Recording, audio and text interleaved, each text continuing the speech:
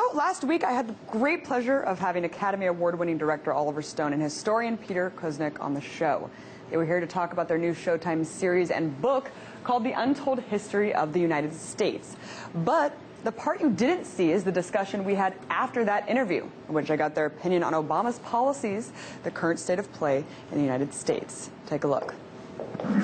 So it took both of you 4 years to produce this series and almost the book. 5. Almost 5. And in it, you have a chapter called Obama, Management of a Wounded Empire, where you give a harsh critique of the Obama administration. What, in your eyes, has been the most troubling aspects of his presidency, Oliver? Well, I think that under the disguise of a sheep's clothing, he's been a wolf. That because the nightmare of the Bush presidency that preceded him, people forgave him a lot. He was a great hope for change. The color of his skin, the upbringing, the internationalism, the globalism seemed all evident. And he's an intelligent man. But he has taken all the Bush changes and he's basically put them into the establishment. He's codified them. That's what's sad. So we're going into a second administration that is living outside the law and does not respect the law as a foundation of our system. And he is a constitutional lawyer. You know, without the law, it's the law of the jungle. They say Nuremberg existed for a reason and there was a reason to have trials. There's a reason for a due process, habeas corpus, they call it in the United States. Do you agree? I agree totally. Yeah. If you look at his domestic policy, he didn't break with the Wall Street friendly policies of the Bush administration. If you look at his transparency, he claimed to be the transparency president when he was running for office. There hasn't been transparency. We've been actually classifying more documents under Obama than we did under Bush. All previous presidents between 1917 and 2008 indicted 3 people total under the Espionage Act. Obama has already indicted 6 people under the Espionage Act. The surveillance hasn't stopped, and the incarcerations without bringing people to trial hasn't stopped. So those policies have continued. And then the war policies and the militarization policies, we maintain that. We're fighting wars now in Yemen, Afghanistan. We're talking about keeping troops in Afghanistan. We haven't cut back on the things that we all found so odious about the Bush administration, and Obama has added some of his own. The drones policy, Obama had more drone attacks in his first 8 months than Bush had his entire presidency. And these are a very, very dubious international legality. And Peter's more hopeful on the second term that there would be some more flexibility. We hope so, but there is a system in place that is enormous, the Pentagon system. Yeah, it almost Very hard to buck. It almost seems like he took the odious CIA policies and just branded them. So it's now acceptable that the assassinations, the extrajudicial judge, jury, executioner of people without due process. It's fascinating. I mean, we complained during the Bush years that Bush was actually conducting surveillance without judicial review. Surveillance. Obama's killing people, targeted assassinations without judicial review. That to us is obviously much more serious. Absolutely. You know, and to the history, you cover Pearl Harbor, which of course led to the internment of Japanese American citizens. I don't think a lot of people really acknowledge that, once again, an underreported aspect of really what that meant. When you look at the surveillance grid in America today, it almost seems like it is an open-air internment camp where they don't need to intern people anymore because we have this grid set up in place. What do you guys think about that? The U.S. government now intercepts more than 1.7 billion messages a day from American citizens. 1.7 billion. That's email, that's telephone calls, that's other forms of communication. Can you imagine that, 1.7 billion? We've got this apparatus set up now with hundreds and hundreds of thousands of people, over 1 million people with top security clearances. We've created this kind of nightmarish state. This is a 1984 kind of state in many ways. We say, well, Obama's trustworthy. 5 million clearances, 1 million top security clearances. That's a pretty heavy number. In other words, we are living in a fishbowl, and I think the sad part is that kids, the younger people, accept it. They're used to invading. They don't say, well, you know, and it's true. I mean, how can we follow the lives of everybody? But the truth is that we're all ultimately watching ourselves. It is an Orwellian state. It may not be oppressive on the surface, but in our hearts we have to have a certain. There's no place to hide. There's really no place to hide. Some part of you is going to end up in a database somewhere. And it can become oppressive on the surface. One of the things we feared after 9/11 was that if there was a second terrorist attack like 9/11, the Constitution would be gone. I mean, the crackdown would be so egregious at that point. And there's still this obsessive fear. The United States fears things. We fear the rest of the world. We spend as much money on our military, security, intelligence as the rest of the world combined. You know, do we have enemies? Are we really so threatened? Do we really need this anymore? Is that what our priorities should be? And we think not. We want to turn that around. Yeah, the evisceration of the rule of law, especially, you know, most notably the National Defense Authorization Act, which eradicates due process and our basic fundamental freedom in this country. I wanted to also bring up another interesting point that really struck me in the film series, which was the kamikaze pilots who, you know, they were brave. They were considered, it was the bravest act that you could do. And then I can't help but think of suicide bombers today, and, you know, Bill Maher, he goes out and loses his show for saying these people are brave. And then you have people like Ron Paul get up there and talk about blowback as a reality, and he's ridiculed. I mean, how did we get here where the discourse is just so dumbed down, or we can't even acknowledge obvious truths such as that? Primitive discourse. There's been a blind worship of the military and patriotism, jingoism, it used to be called. I strongly believe in a good military and a strong military, but to defend our country, not to invade other countries and to try to conquer the world. And I think there's a huge difference, and it's been forgotten. Morality. Once you take the law away, as Einstein once said famously, if a country doesn't obey its laws, the laws will be disrespected. So it seems that a fundamental morality has been lost on us somewhere along the way recently. And it's who wins. It's what's effective. Can we kill bin Laden without having to bring him to trial? Can we just get it done? And that get-it-done mentality justifies the ends, and that's where countries go wrong and people go wrong. All our lives are moral equations. Does the end justify the means? No, it never did.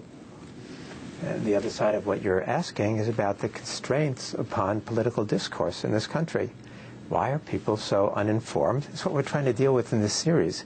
If people don't understand their history, then they don't have any vision of the future and what's possible. If they think that what exists now, this tyranny of now, is all that is possible, then they can't dream about the future. They can't imagine a future that's different from the present.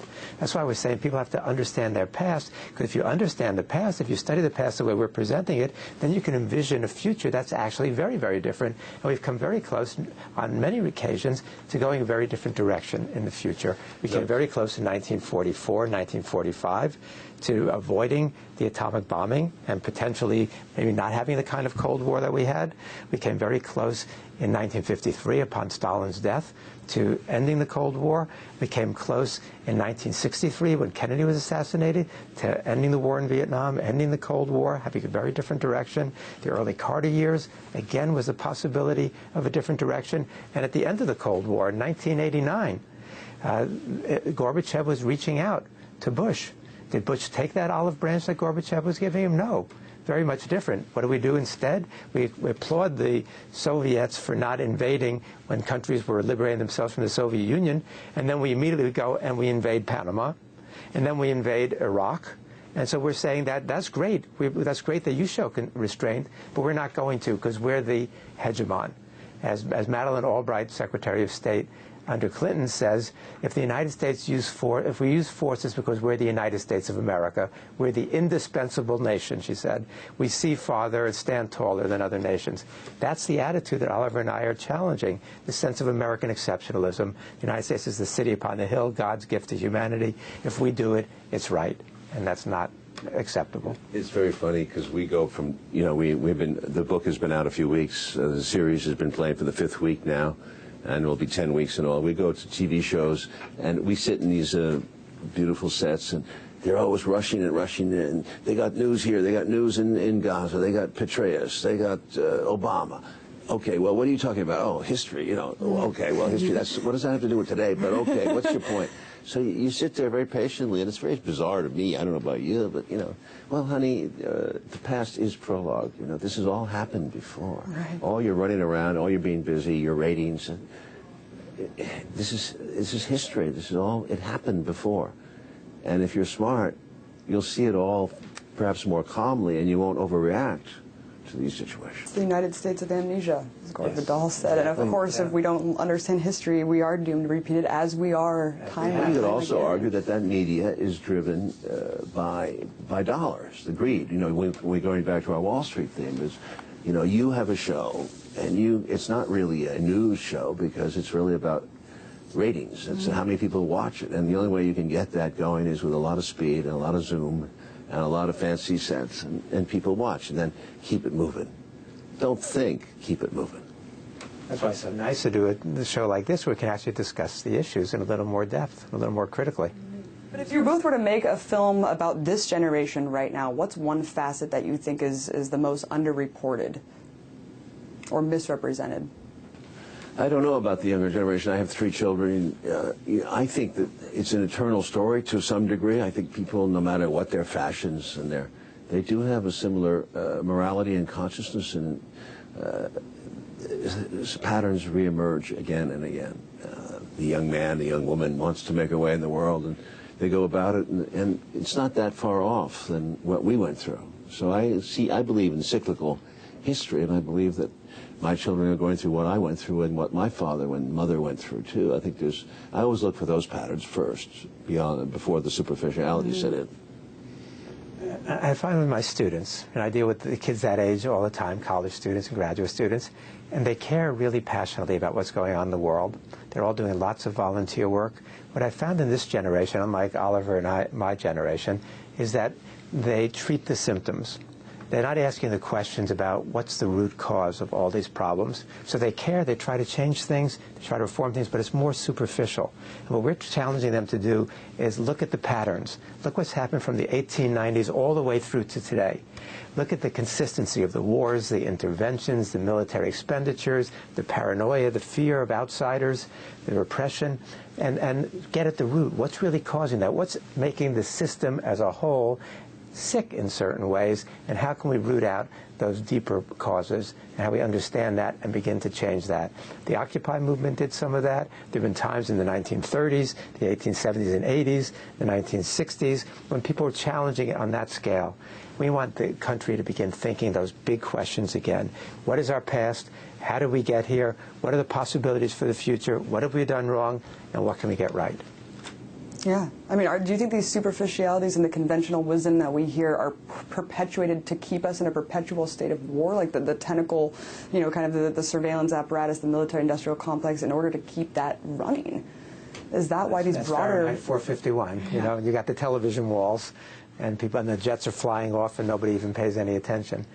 I don't know if it's quite so deliberate on the part of Ailes and company at Fox, but that seems to be the effect, dumbing down the population to the point where they can't think critically, and then you can pull anything over their eyes. They've got a 5-minute attention span and a 5 minutes memory of what happened in the past. We're saying learn your history, study this, and think about what the alternatives are. Think deeply. Think utopian. Think of utopian ways about how different the world could be and how much better it could be if we start to organize it rationally in the interest of people, not in the interest of profit, not in the interest of Wall Street, not in the interest of the military, the interest of our common humanity, the 6 billion of us who occupy this planet.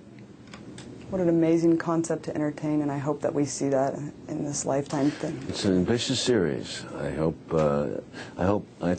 hoping that it will go on through time. The model of it was The World at War, which was made by the BBC in the 1970s about the world as World War II. And it was a beautifully done thing, and I like this series, which is cut with a lot of care. I mean, these are 10 feature films, like 1 hour each. It's cut with a lot of love. No talking heads, pure narration, music, beautiful music, and sometimes clips of films that make our point or don't make our point in another way. But we try to keep it flowing like a young person could enjoy it like a movie. I'm glad you did. Yeah, beautiful archival footage as well, mixed in with the cinematic accents. It's a really incredible series, and thank you so much for your time, Peter Kuznick, and thank you, Oliver Stone. Abby, you're terrific. Thank you so much. If you like what you see so far, go to our YouTube channel at youtube.com/breakingtheset and subscribe. Check out our Facebook page at facebook.com/breakingtheset. And if you're wondering about what I'm doing when I'm not on air, you can follow me on Twitter at Abby Martin.